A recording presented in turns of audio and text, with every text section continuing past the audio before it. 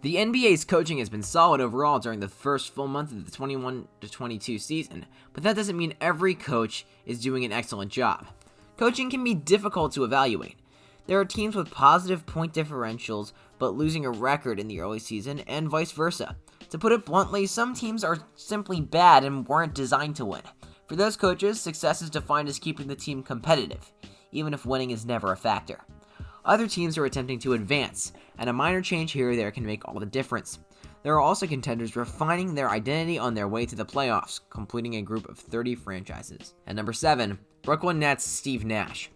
The Brooklyn Nets are not as simple to coach as they appear. Steve Nash and his staff spent the entire offseason preparing to have their big three together. However, Kyrie Irving has yet to suit up for the Brooklyn Nets. Several plans were thrown out the window as a result of the change, including rotations, plays, and defensive schemes. Despite this, the Nets have gone 9-1 since going 2-3 to start the season. The defense has been more surprising than anything else. Brooklyn entered Sunday ranked 5th in defensive rating at 104.1, a significant improvement over last season's 112.5 rating.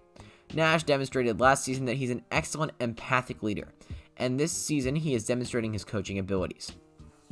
At number 6, Chicago Bulls Billy Donovan. After going all in during the offseason, this is a big season for the Bulls. Coach Billy Donovan is under a lot of pressure as a result of the high expectations, and so far he's handling everything with ease. With all of its weapons, Chicago is just outside the top 10 in offensive rating, which is not surprising.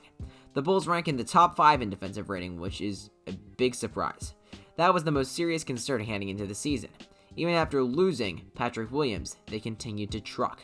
Donovan's job is made easier by the talent upgrade. He has, however, done an excellent job of establishing and adjusting a rotation while Williams has been out, and he has the players' support. A coach can't be asked to do much more.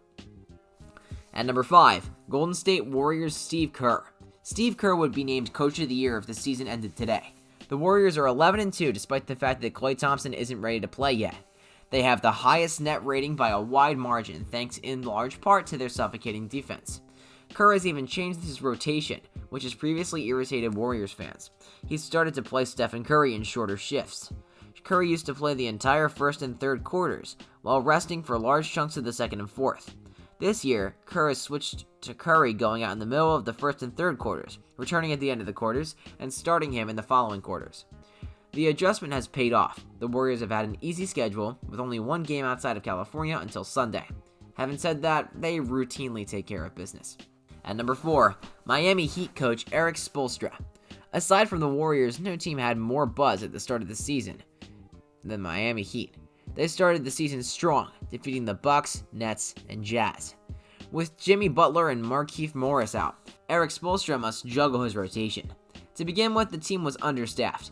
Duncan Robinson's struggles have become more apparent as a result of those players' absences. On Saturday, Robinson let loose against the Jazz. Spoelstra will need to take advantage of this. Few coaches have their teams as well prepared as Spoelstra. Despite a 3-game losing streak recently, he has the team on the right track. At number 3, the Milwaukee Bucks head coach Mike Budenholzer.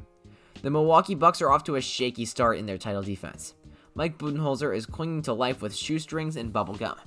Drew Holiday has only played 8 games, Chris Middleton has 6, Bobby Portis has 9, and Brook Lopez has 1.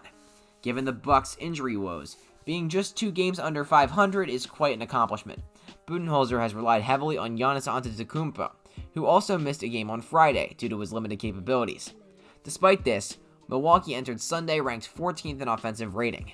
Budenholzer deserves credit for finding ways to get Grayson Allen going from 3 yards out. The Bucks should continue to rise once they regain full health, as Budenholzer has the blueprint in hand. At number 2, Doc Rivers and the Philadelphia 76ers. The Sixers had a surprising 8-2 start before being destroyed by COVID. They won big against Chicago despite missing several key players. Doc Rivers deserves a lot of credit for keeping them together in the face of chaos. All of the missing players would eventually make their way to Philly. They've lost their last 4 games, all by a single digit. Rivers must improve in this area. His in-game coaching falls far short of expectations. The Sixers made no adjustments in their loss to the Pacers, even when Indiana called the same plays over and over. Rivers has done an excellent job of navigating the Ben Simmons drama, which is partly his fault, and COVID's crushing of the team, but he needs to do a better job of putting the team in position to win these games. And at number 1, Phoenix Suns Monty Williams. The Phoenix Suns are on an 8-game winning streak after a 1-3 start. They've done it with DeAndre Ayton mostly out, and Frank Kaminsky has been outstanding in his absence. Despite all of the distractions in Phoenix, Monty Williams has done an outstanding job of keeping the team on track. Well guys, thank you so much for making it to the end. Be sure to smash that like button, subscribe to Sport Utopia, and ring that notification bell so you never miss a video. Thanks for watching.